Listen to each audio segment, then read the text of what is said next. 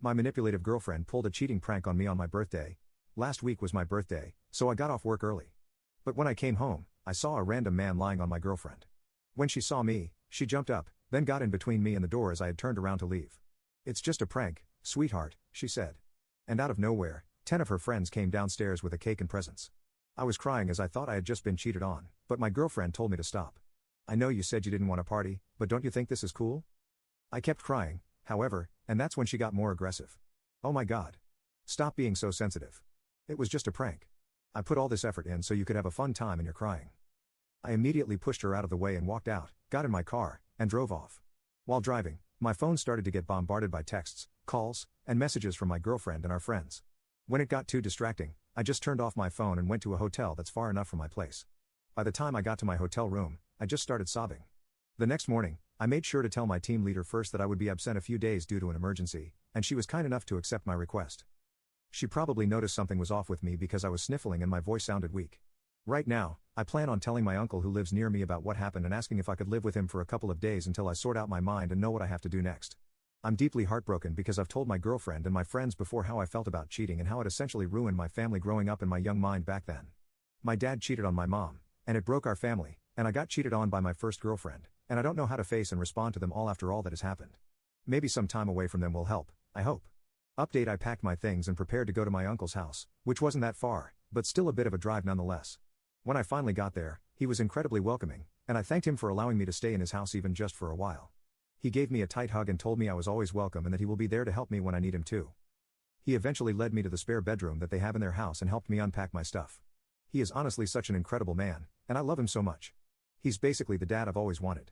Once I was done unpacking, I was again confronted by the fact that I haven't opened my phone for quite some time now. I've avoided it for so long that I didn't think I could open it again, but I knew I had to. The moment my phone booted up, 100 upon 100 of texts, chats, and missed calls popped up on my screen. Even if I was still hesitant, I decided to open my chats and looked at our friend group's group chat first. The chats from the start were all very frantic in nature, with my friends asking about where I was or what happened. But after scrolling down a few more times, the chats turned into them apologizing that the prank happened and that it was not on the plan at all. One of my friends even blamed the guy that was underneath of Lisa, my girlfriend, and thought he was untrustworthy.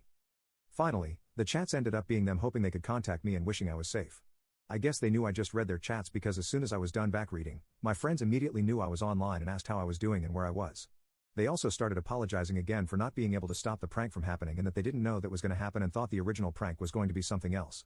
At this point, I was thoroughly confused because they seemed happy enough to be there during that night, but I knew I had to apologize to them first for ghosting them and asking their side of the story first before speaking about what had happened.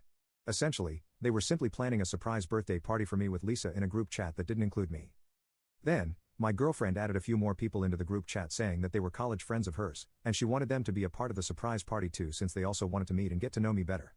As a suggestion, one of my girlfriend's college friends pitched the idea of them pranking me. The plan was, my girlfriend is going to be on the couch with a serial killer holding a red knife and fake stabbing my girlfriend while the killer was on top of her, and while my girlfriend is running out everywhere. My girlfriend's college friends thought it would be funny to see my reaction. Although my friends were initially skeptical, they reassured them that it would be harmless fun and that once my girlfriend and the friend who'll be acting as the killer got their desired reaction on camera, they can just tell me that it was all a prank. And my friends and my girlfriend's other college friends would come out and surprise me with their gifts and stuff. My friends eventually agreed, so as long as they don't drag out the prank and immediately reveal everything once they captured my reaction on camera, the day of my birthday comes, and everything they've planned seemed to be going smoothly with them waiting for me. My girlfriend's college friends ushered everyone to hide while they set up the prank, and when it was done, they would hide too. When they finally heard my girlfriend say they can come out, they thought the prank was a success because I looked absolutely mortified. But they knew something was up when even after the prank was revealed, I was still looking shocked and almost teary-eyed even until I finally turned around and left. They were understandably shook and confused, thinking the serial killer prank was too much. But knowing me, I wouldn't have minded it at all since I love scary movies and I'm an avid horror enjoyer. That was then they realized that my girlfriend's male college friend was on top of my girlfriend, not wearing any costume and not holding any fake red knife. They then saw my girlfriend pushing her male college friend away from her and chasing after me. Some of them also tried to follow me, while some were asking what happened to the original plan. Even my girlfriend's other college friends were wondering why their male friend wasn't in costume, but he was just silent. After a few minutes, my girlfriend came back to our apartment looking distraught and crying. She then tells everyone that they should all go and proceeds to go to our bedroom. They wanted to ask her what happened, but she shut the door before they could. Her male college friend then followed her inside, which really weirded them out. But after a while, they hear my girlfriend shouting at him, telling him to F off. He then goes out the door on the verge of tears and leaves the apartment. They said everything happened so fast that they didn't know how to process all that had happened. Not too long after that, though, they realized that I was missing and started calling and texting me, but I didn't respond to any of them. Eventually, I was unreachable. I turned off my phone and decided they should just go home and wait for me to respond. My girlfriend's college friends apologized profusely for what had happened and didn't mean for any of this to happen, but they then followed their retelling of their side with videos that they've recorded that proved their accounts along with an apology and wishing that I was doing well. After my friends told me what happened from their point of view, I felt really terrible and apologized again for ghosting them and telling them that everything that happened was none of their fault.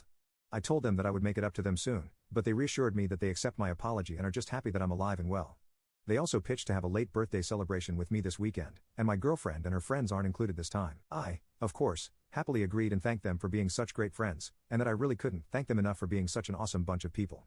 The morning of the next day, my uncle knocks on my door and wakes me up, telling me that I have a visitor downstairs. He looked a bit mad, so I can already tell who it was.